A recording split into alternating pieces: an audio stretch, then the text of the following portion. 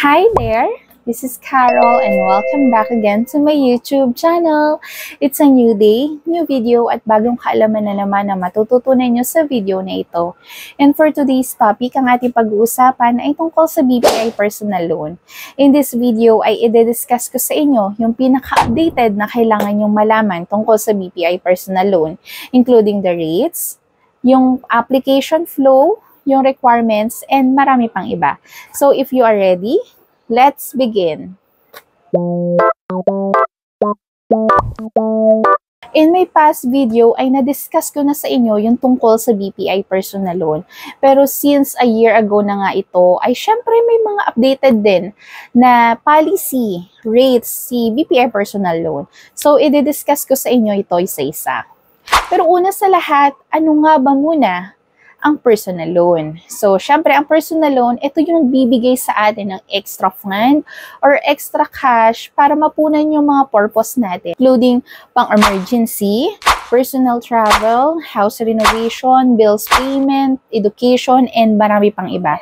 So, nakadepende pa rin sa atin kung ano nga ba yung purpose kung bakit tayo mag-apply ng BPI personal loan. Kung tayo ay mag-apply ng BPI personal loan, ano-ano nga ba yung mga benefits na pwede nating makuha dito sa pag-apply sa loan na ito? Siyempre, una sa lahat ay ina-allow tayo ng bangko or ni BPI na makapag-loan up to 3 million na loanable amount. So, ito yung pinaka-maximum na pwedeng ibigay ni BPI sa inyo kapag tayo ay mag-a-apply ng loan. Pero, para sa kaalaman ng lahat, ang loanable amount natin ay nakadepende pa rin po sa ating proof of income. Meaning to say, ay doon pa rin po magbe-base ang bangko kung how much po yung i-approve po nila sa application natin. Next is flexible installment term. Binibigyan tayo ni BPI ng option na magkaroon ng iba't ibang klaseng term. So, meron po tayong 12 months, 18 months, 24 months, 30 months, and 36 months to pay. So, nakadepende pa rin po sa mag-a-apply ng loan kung how much po yung gusto nating term doon sa ating loan. Next is collateral-free loan. So, meaning to say, ay wala pong collateral na hinihingi si BPI para makapag-apply tayo ng personal loan. Next is pay through automatic debit facility. So, itong portion na ito ay napaka-hassle-free para doon sa ma-approve doon sa ating personal loan. Na kung saan ay hindi na natin kailangan mag-over-the-counter na magbayad every month para mabayaran natin yung loan natin kay BPI. Dahil kailangan lamang nating pondohan yung ating mga settlement account and automatic na pong ide-debit ni BPI yung ating monthly amortization. Pero, paano nga ba tayo mag-a-apply sa personal loan? So, meron tayong dalawang option. Unang option ay pumunta tayo sa any BPI branch na malapit sa atin.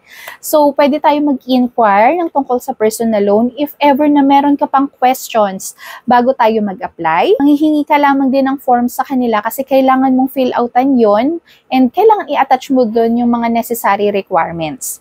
Next naman na option natin ay pwede tayong mag-apply through online. Kung talagang wala tayong time and hindi tayo makakadaan sa any BPI branch, ay pwede na lang natin gawin ito via online. So, kailangan lamang natin pumunta sa BPI website and then kailangan nating i-click yung apply na button and then kailangan nating fill outan yung mga necessary na information na kailangan ni BPI.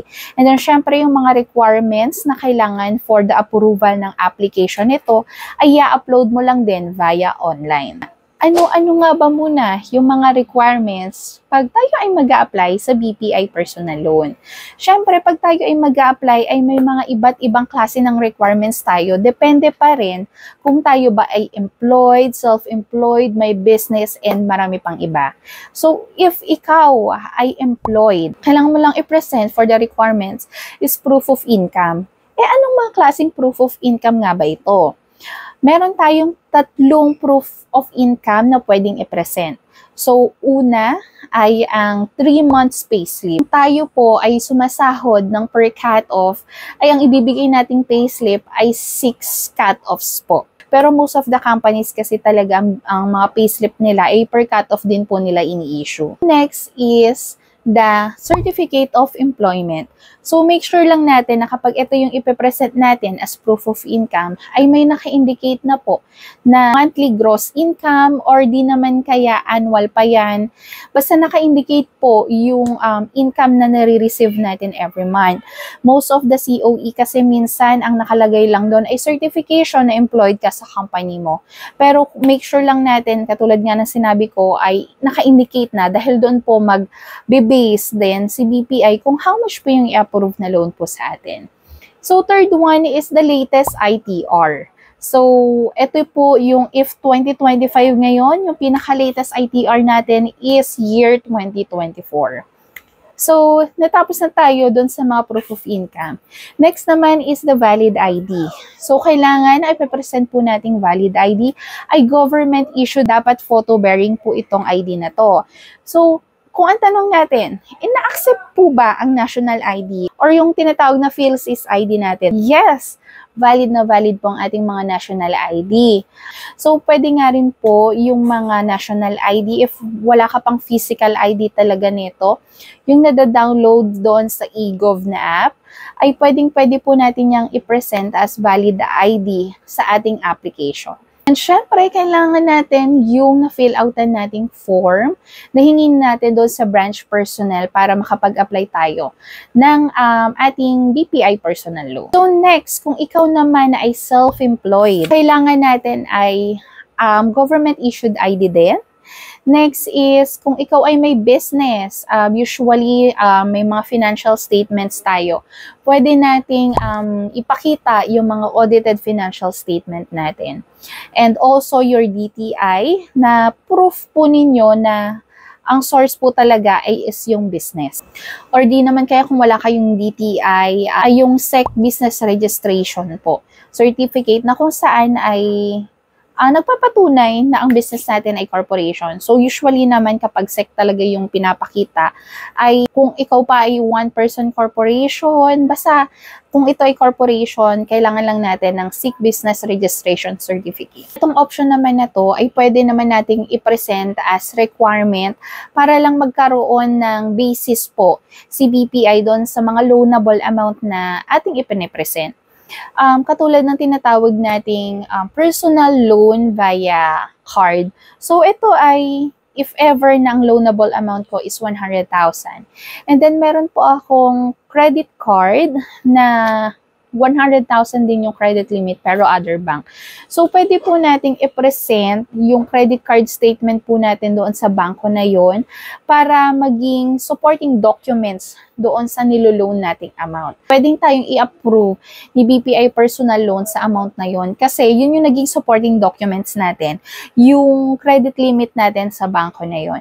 Pero syempre, kailangan pa rin po natin mag-present ng any proof of income aside doon sa credit card statement na yon and also your valid ID. Meron din po tayong option na kung saan ay pwede rin nating i-present ang ating mga bank certificates sa ibang bank. So if ever, maganda ito doon sa mga may mga business, lalo kung yung business nyo na mga kinikita po ninyo ay pumapasok mismo sa account na yon. So kung ang tanong natin ay pwede ba yung bank certificate ng BPI mismo since doon ko nilalagay yung mga kinikita ko sa aking business?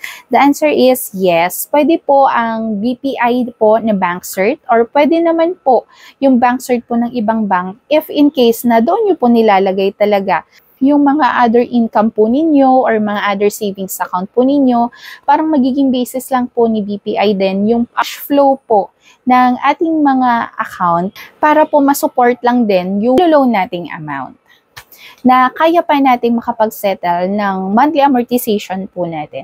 So aside sa bank cert, katulad ng sinabi ko, kailangan pa rin po natin i-attach ang ating mga proof of income and of course, our valid ID.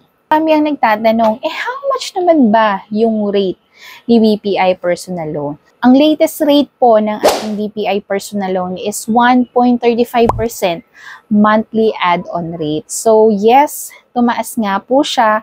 Unlike before na nag-create ako ng video tungkol sa BPI personal loan, is nasa 1.20% po ang monthly add-on rate ng ating mga personal loan. So 1.35% na po monthly add-on rate. So monthly po ang interest na ito. And lahat naman halos syempre ng ating mga bank loans or including mga credit card loans ay monthly add-on pa rin talaga siya. Magbibigay ako ng sample computation po para magkaroon kayo ng idea kung how much po yung magiging interest ng ating mga loanable. Pero dito tayo mag-start sa pinaka-minimum which is the 20,000 po na loanable amount. So if ever po na tayo ay maglo-loan for 12 months, ang magiging monthly amortization natin is 1,936.67. While the 18 months to pay naman is 1,381.11.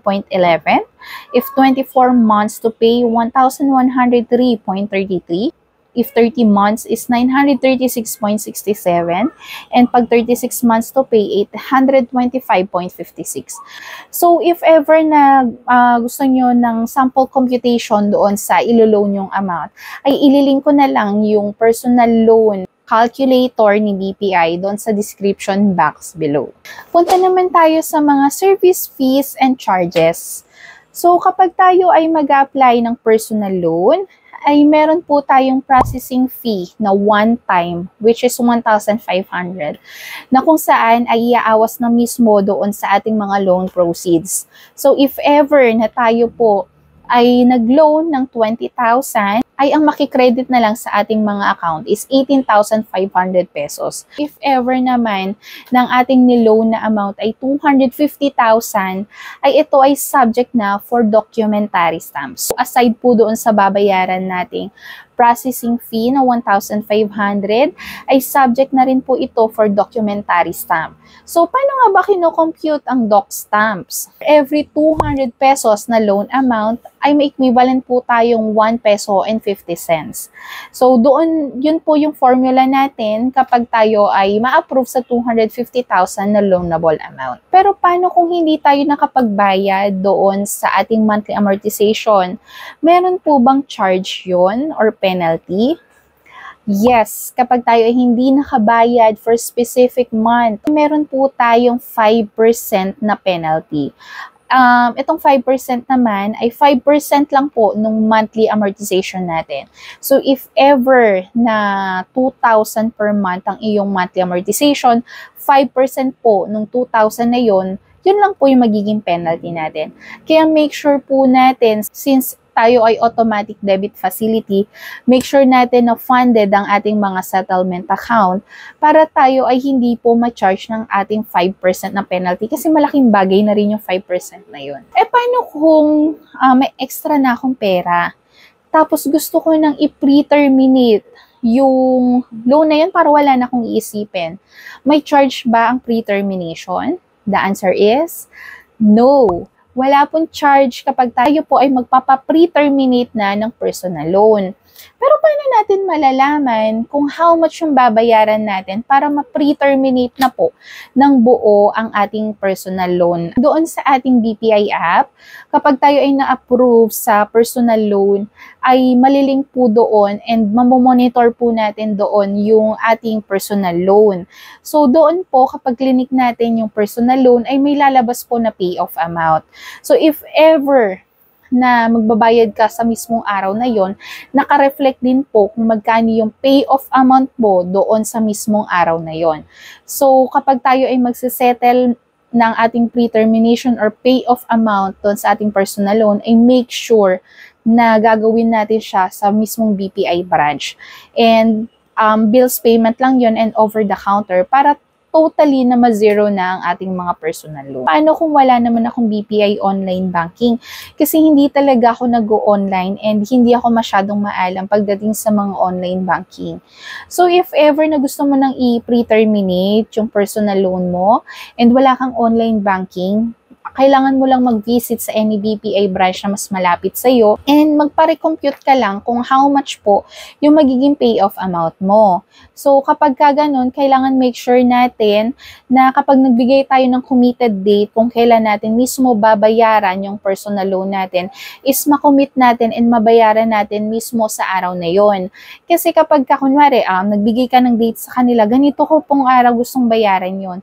So, kapag hindi natin siya nabayaran, another computation na naman siya since kinocompute po yung interest nun ng ating payoff amount. Pero paano naman po yung flow po ng ating personal loan application? Kapag tayo ay nag-submit na po kay bangko ng mga necessary requirements and documents, ay bibigyan po nila kayo ng turnaround time para ma-process yon.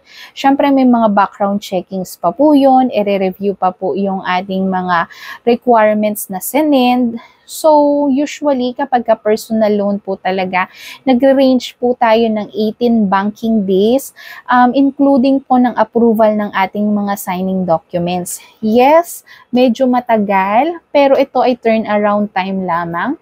Usually naman, if ever na okay naman lahat, including the background checking, ay may chances na mas mababa po sa 18 banking days ang ating mga turnaround time. Pero if ever tayo naman ay na-approve na doon sa ating personal loan, ay may tatawag po sa inyo kung confirm po ba na dito po kayo magsasign ng documents sa branch na ninominate po ninyo. Kasi doon po nila ipapadala yung ating mga signing documents po, na kung saan kailangan muna nating mapirmahan yon and umagree doon sa ating loan terms and conditions bago makredit po sa ating mga account yung ating mga loan proceeds. Pero doon po sa mga application forms kasi natin na sinainan natin, kung mapapansin nyo ay may options tayo kung saan natin gusto i-sign yung ating mga loan document.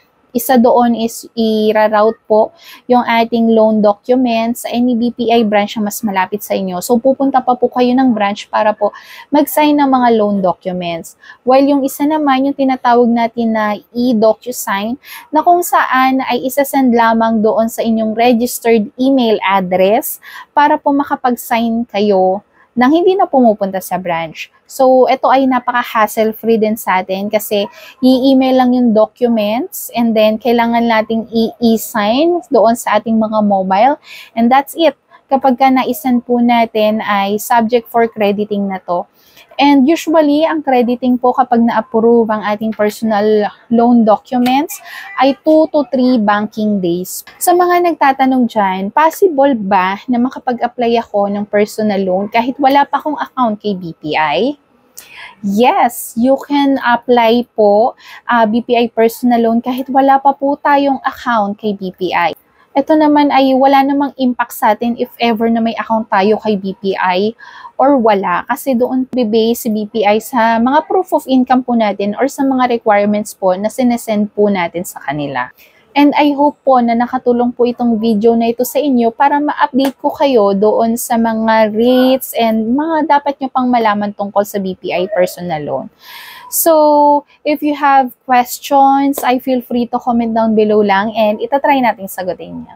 So again, don't forget to like, share, subscribe, and click the notification bells for more updates and more videos. So until to the next vlog guys, bye-bye!